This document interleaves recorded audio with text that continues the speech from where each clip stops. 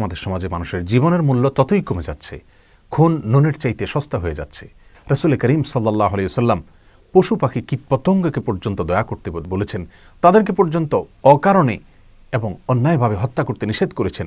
প্রিয় ভাই বোন আমার, রাসূল করিম সাল্লাল্লাহু আলাইহি ওয়াসাল্লাম বিভিন্ন হাদিস থেকে বোঝা যায় মানুষ হত্যা আল্লাহ সুবহানাহু ওয়া তাআলার কাছে এত জঘন্য অপরাধ যে এর পরিমাণ যখন পৃথিবীতে ভয়াবহ আকারে বাড়তে থাকবে, আল্লাহ সুবহানাহু ওয়া তাআলা পৃথিবীর এই সংসারকেই গুটিয়ে নেবেন। কিয়ামতের পূর্ব মুহূর্তে হত্যার পরিমাণ ভয়াবহ আকারে বেড়ে যাবে এবং যে হত্যা করছে সে নিজেও জানবে না সে কেন হত্যা করছে, যাকে হত্যা করা হচ্ছে তিনিও জানবেন না তাকে কেন হত্যা করা হচ্ছে। আল্লাহ সুবহানাহু ওয়া তাআলা মানুষ হত্যার বিচারকে অত্যন্ত গুরুত্বের সাথে কিয়ামতের দিন করবেন। রাসূল করিম সাল্লাল্লাহু আলাইহি ওয়াসাল্লাম ইরশাদ করেছেন, সহিহ বুখারী এবং মুসলিম একযোগে বর্ণনা করেছেন যে আল্লাহ সুবহানাহু ওয়া তাআলা কিয়ামতের ময়দানে মানুষের মধ্যকার যে পাওনা দেনা সেগুলোর হিসাব নিকাশ শুরু করার শুরুতে একেবারে প্রথমেই মানুষ হত্যার বিচার দিয়ে তারপর শুরু করবেন।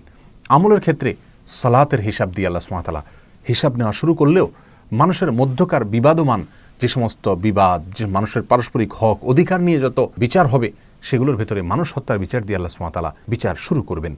রাসূল করিম সাল্লাল্লাহু আলাইহি ওয়াসাল্লাম অন্য হাদিসে ইরশাদ করেছেন, যাকে হত্যা করা হয়েছে কিয়ামতের দিন সে আল্লাহর কাছে হত্যাকারীকে উপস্থিত করে বলবে, আল্লাহ তাকে জিজ্ঞাসা করুন সে আমাকে কেন হত্যা করেছে, কি কারণে আমাকে হত্যা করেছে। আল্লাহ নবী সাল্লাল্লাহু আলাইহি ওয়াসাল্লামের বিভিন্ন হাদিস থেকে, কোরআনের বিভিন্ন আয়াত থেকে পরিষ্কারভাবে বোঝা যায় আল্লাহর সঙ্গে শিরক করার পরেই সবচেয়ে বড় অপরাধের তালিকায় উঠে আসে অন্যায়ভাবে কাউকে খুন করার অপরাধটি। রাসূল করিম সাল্লাল্লাহু আলাইহি ওয়াসাল্লাম এ সম্পর্কে যত হাদিস বলেছেন সেগুলোকে বলে শেষ করা কঠিন। আজ আমাদের কাছে খুন অত্যন্ত স্বাভাবিক একটি বিষয়। দু একটি খুনের ঘটনা আমাদেরকে তেমন কোনো টাচই করে না। এমন কোনো হত্যাকাণ্ডের ঘটনা ঘটে যা চাঞ্চল্য সৃষ্টি করে, তাহলে সেটাই কেবলমাত্র আমাদেরকে কিছুটা টাচ করে। আমাদের কাছে বিষয়টা গা সওয়া হলে কি হবে, আল্লাহ সুবহানাহু ওয়া তাআলার কাছে সেটি মোটেও সহনীয় নয়। বাইহাকীর এক বর্ণনায় নবী সাল্লাল্লাহু আলাইহি ওয়াসাল্লাম ইরশাদ করেছেন, লা জাওয়ালুদ দুনিয়া আহওয়ানু আলাল্লাহি মিন কাতলি মুমিন। আল্লাহ সুবহানাহু ওয়া তাআলার কাছে গোটা পৃথিবী ধ্বংস হয়ে যাওয়া এই বিষয়টি যতটা জঘন্য, একটি মানুষের জীবনহানি হওয়া, একটা মানুষ খুন হওয়া তার চাইতে বড়। অতএব আমাদের কাছে, আমাদের সমাজে, আমাদের মিডিয়ার চোখে দু চারটি খুন স্বাভাবিক খুন, দু চারটি হত্যা এগুলো খুব স্বাভাবিক বিষয় হলে কি হবে, আল্লাহর কাছে সেটি মোটেও স্বাভাবিক নয়। বুখারীর অন্য এক বর্ণনায় নবী সাল্লাল্লাহু আলাইহি ওয়াসাল্লাম ইরশাদ করেছেন, লা ইয়াজানাল মুমিন ফি ফুসহাতিন মিন দীনিহি মা লাম ইউসিব দামান হারাবা। এবং একই ধরনের হাদিস পাশাপাশি ভাষার আরও বিভিন্ন হাদিসের কিতাবে বর্ণিত হয়েছে, যার খোলাসা হলো এরকম যে কোনো মানুষ যদি কোনো মানুষকে হত্যা করে তাহলে তার আশার জায়গা ফুরিয়ে যায়। আর যদি মানুষ হত্যা ছাড়া অন্য কোনো অপরাধ মানুষ করে আল্লাহর সঙ্গে শিরক করা ছাড়া, তাহলে সেক্ষেত্রে মানুষের আশার জায়গা আর ফুরায় না। অতএব আল্লাহর কাছে মানুষ হত্যা করা অত্যন্ত জঘন্য অপরাধ। প্রিয় ভাই বোন, আজকাল একটি হত্যাকাণ্ডে যখন অনেক লোক জড়িত থাকে, 5-10 জন 15 জন 20 জন জড়িত থাকে, দুনিয়ার আদালত দেখা যায় যে 2-1 জনকে হয়তো চরম শাস্তি দিলেও অন্যদেরকে বিভিন্ন মেয়াদে সাধারণ বা লঘু শাস্তি দিয়ে থাকেন। কিন্তু আল্লাহ সুবহানাহু ওয়া তাআলার বিধান এক্ষেত্রে মানুষ হত্যার ক্ষেত্রে অত্যন্ত ভয়াবহ, অত্যন্ত কঠোর।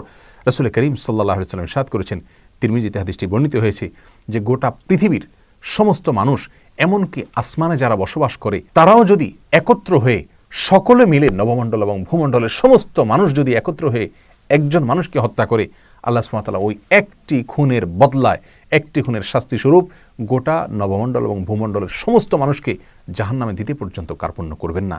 আল্লাহর কাছে মানুষ হত্যা এত ভয়াবহ অপরাধ।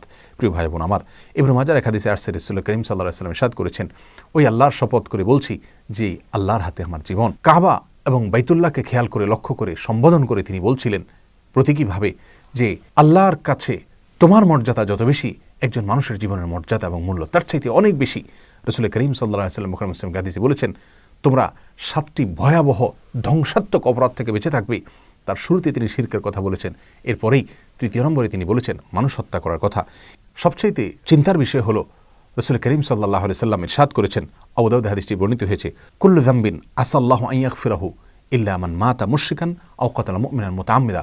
যত অপরাধ হতে পারে সমস্ত অপরাধের শাস্তি আল্লাহ সুবহানাহু ওয়া তাআলা মওকুফ করতে পারেন, তবে যে ব্যক্তি মুশরিক অবস্থায় শিরক করতে করতে মৃত্যুবরণ করেছে অথবা কোনো মানুষকে, কোনো মুমিনকে ইচ্ছাকৃত হত্যা করেছে, এই 2 অপরাধ এটা আল্লাহ সুবহানাহু ওয়া তাআলা মাফ করবেন না। এবং কোরআন কারীমে সূরা নিসা 93 নম্বর আয়াতে একই কথা বলা হচ্ছে। আল্লাহ সুবহানাহু ওয়া তাআলা বলেছেন, ওমা ইয়াকতুল মুমিনান মুতাআম্মিদা ফাজাযাউহু জাহান্নাম খালিদান ফিহা ওয়া গাদিবাল্লাহু আলাইহি ওয়া লাআনাহু আ'আদ্দাহু লাহু আযাবান আযীমা। আল্লাহ সুবহানাহু ওয়া তাআলা এই আয়াতে 5টি শাস্তির কথা বলেছেন, 5টি কঠিন ভয়াবহ সতর্ক বার্তা তিনি জারি করেছেন। কোনো মানুষকে ইচ্ছাকৃতভাবে যদি কেউ হত্যা করে তার বিপরীতে তার ভিতরে 1 নম্বর হলো তাকে জাহান্নামে দেওয়া হবে, দ্বিতীয়ত তাকে সেখানে চিরকাল রাখা হবে, তৃতীয়ত আল্লাহ সুবহানাহু ওয়া তাআলা তার প্রতি রাগান্বিত হবেন, চতুর্থত আল্লাহ সুবহানাহু ওয়া তাআলা তার প্রতি অভিশাপ নাজিল করবেন, পঞ্চমত আল্লাহ সুবহানাহু ওয়া তাআলা তার জন্য কঠোর এবং ভয়াবহ শাস্তির ব্যবস্থা করে রাখবেন। মানুষ খুনের এই ভয়াবহ অপরাধ, এটা যদি আমাদের সমাজের খুনিরা জানতো, এর কি চরম শাস্তি আল্লাহ সুবহানাহু ওয়া তাআলা দিবেন সেটা যদি জানতো, তাহলে কোনোদিন তারা খুনের ধারে কাছেও যেত না। সূরা মায়েদার 32 নম্বর আয়াতে আল্লাহ সুবহানাহু ওয়া তাআলা বলেছেন, মান কাতালা নাফসান বিগাইরি নাফসিন আও ফাসাদিন ফিল আরদি ফাকান্নামা কাতালান নাস জামিআ, যে ব্যক্তি কোনো মানুষকে অন্যায়ভাবে হত্যা করলো, সে যেন গোটা বিশ্ব মানবতাকে হত্যা করলো। আল্লাহ সুবহানাহু ওয়া তাআলা আমাদের সকলকে শুভ বুদ্ধির জন্য উদয় হয় সেই তৌফিক দান করুন। আমাদের সমাজের প্রত্যেকটা মানুষের জীবনের নিরাপত্তা আল্লাহ সুবহানাহু ওয়া তাআলা আমাদেরকে দান করুন। সুবিচার যেন আমরা নিশ্চিত করতে পারি, আল্লাহ তাআলা সেই শক্তি সামর্থ্য আমাদেরকে দান করুন। এবং নিরীহ যে সমস্ত মানুষরা নিহত হচ্ছে, তাদের পরিবারের জন্য সান্ত্বনা হলো, এই দুনিয়াতে যদি তারা বিচার নাও পান, ইনশাআল্লাহ আল্লাহর আদালতে তারা অবশ্যই বিচার পাবেন এবং কঠোর শাস্তির মুখোমুখি খুনিকে হতে হবে। আল্লাহ সুবহানাহু ওয়া তাআলা আমাদের সকলকে আল্লাহর ভয়ে সমস্ত অন্যায় কাজ থেকে বিরত থাকার তৌফিক দান করুন এবং একটি সুষ্ঠু শান্তিপূর্ণ সমাজ আমাদের সকলকে আল্লাহ সুবহানাহু ওয়া তাআলা নসিব করুন।